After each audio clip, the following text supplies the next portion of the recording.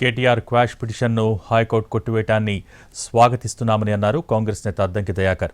దొంగతనం చేసి దాని నుంచి తప్పించుకునే ప్రయత్నం చేస్తున్నారని అన్నారు. మానవ హక్కుల కోసమే కోర్టులని, దొంగల హక్కు కోసం కోర్టులు ఉండవని అన్నారు అద్దంకి దయాకర్. కేటీఆర్ ఏసీబీ కేసులో కోర్టు తీర్పును స్వాగతిస్తున్నాం.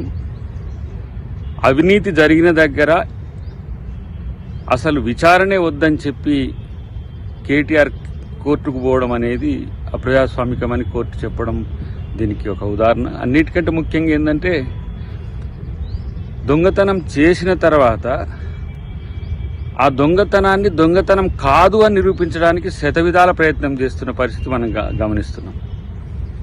ఈరోజు మానవ హక్కుల కోసం పోరాటాలు చేసేటోళ్లకు కోర్టులు బాసటగా ఉంటాయి తప్పితే, దొంగల హక్కుల కోసం పోరాటము, దోపిడీదారుల హక్కుల కోసం పోరాటం చేసేటోళ్ళకు కోర్టులు, చట్టాలు సపోర్ట్ చెయ్యవనే విషయం కేటీఆర్ తెలుసుకుంటే మంచిది. ఇదేదో ఆ అవినీతి చేయకంటే ముందు, ఆ అక్రమం చేయకంటే ముందు ఉండాల్సిందనేది నా వ్యక్తిగత అభిప్రాయం, పార్టీ అభిప్రాయం కూడా. ఇలా ప్రభుత్వం ప్రజల ఆస్తులకు రక్షణగా ఉండాల్సింది పోయి, మీకు ఇచ్చిన అధికారాన్ని దుర్వినియోగం చేయడమే కాకుండా ఇష్టానుసారంగా నిధులను ఇతరులకు, ప్రైవేటు వ్యక్తులకు తరలించడం అనేది ఆర్థిక నేరం. అది ప్రజాప్రతినిధిగా ఉన్నప్పుడు ఇంత సోయిని మర్చిపోయి కేటీఆర్ చేసిన ప్రయత్నానికి ఈరోజు ప్రభుత్వం చర్యలు తీసుకోవడానికి వచ్చింది. దానికి కోర్టుల బాధ్యత ఉండడం అనేది కూడా ఇది స్వాగతించాల్సిన అంశం.